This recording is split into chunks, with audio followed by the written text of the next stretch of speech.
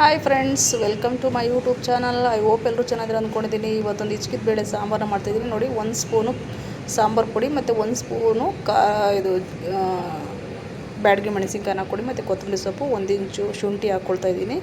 ತುಂಬಾ ಚೆನ್ನಾಗಿರುತ್ತೆ ಮುದ್ದೆ ಅನ್ನೋಕ್ಕೆಲ್ಲ.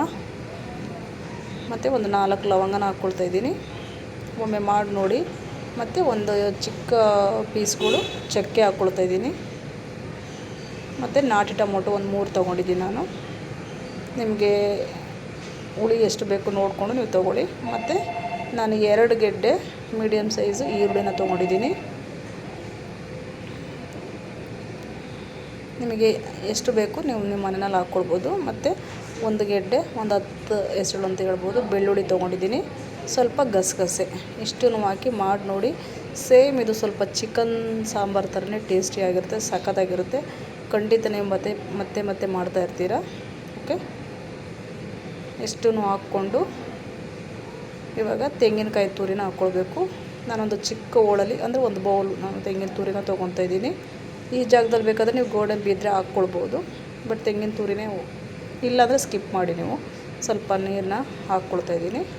ಹಾಕ್ಕೊಂಬಿಟ್ಟು ನಾವು ಗ್ರೈಂಡ್ನ ಮಾಡ್ಕೊಬೇಕು, ಫೈನ್ ಪೇಸ್ಟ್ ಥರ.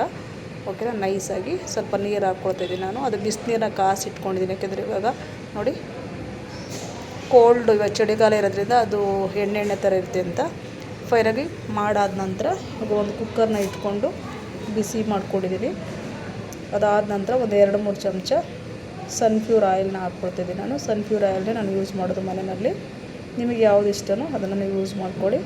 ಇವಾಗ ಒಗ್ಗರಣೆಗೆ ಸಾಸಿವೆ, ಕರಿಬೇವು ಮತ್ತು ಒಂದು ಈರುಳ್ಳಿ, ಒಂದು ಅರ್ಧ ಗೆಡ್ಡೆ ಚಿಕ್ಕದು ಹಾಕ್ಬಿಟ್ಟು ಇವಾಗ ಹಿಚ್ಕಿರೋ ಬೇಳೆನ ಇದರಲ್ಲಿ ಸ್ವಲ್ಪ ನಾವು ಫ್ರೈ ಮಾಡ್ಕೊಳ್ಬೇಕಾಗತ್ತೆ. ಈ ಥರ ಫ್ರೈನ ಮಾಡ್ಕೊಳ್ಳಿ.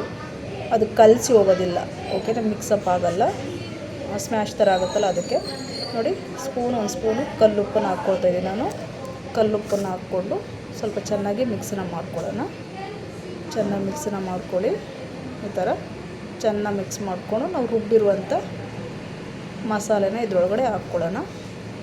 ತುಂಬ ಚೆನ್ನಾಗಿ ಚಿಕನ್ ಟೇಸ್ಟ್ ಥರ ಇರುತ್ತೆ ಫ್ರೆಂಡ್ಸ್. ಒಮ್ಮೆ ಮಾಡಿ ನೋಡಿ, ನೀವು ತುಂಬಾ ಇಷ್ಟಪಟ್ಟು ತಿಂತೀರಾ. ಓಕೆನಾ, ಈ ಥರ ಚೆನ್ನಾಗಿ ನೈಸಾಗಿ ರುಬ್ಬಿಕೊಂಡು ಹಾಕ್ಕೊಂಡು ನಿಮಗೆ ನೀರು ಎಷ್ಟು ಬೇಕೋ ಅಷ್ಟನ್ನು ನೀರನ್ನ ಹಾಕ್ಕೊಳ್ಬೋದು.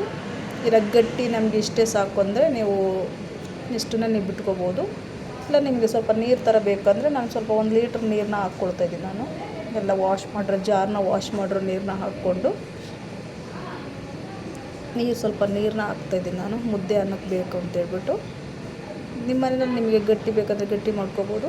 ನಾನು 1 ಲೀಟ್ರು 1.5 ಲೀಟರ್ಷ್ಟು ನೀರನ್ನ ಹಾಕ್ಕೊಳ್ತಾಯಿದ್ದೀನಿ. ಓಕೆನಾ, ಇವಾಗ ಇದನ್ನು ಚೆನ್ನಾಗಿ ಕುದಿಯೋದಕ್ಕೆ ಬಿಟ್ಬಿಡಬೇಕು.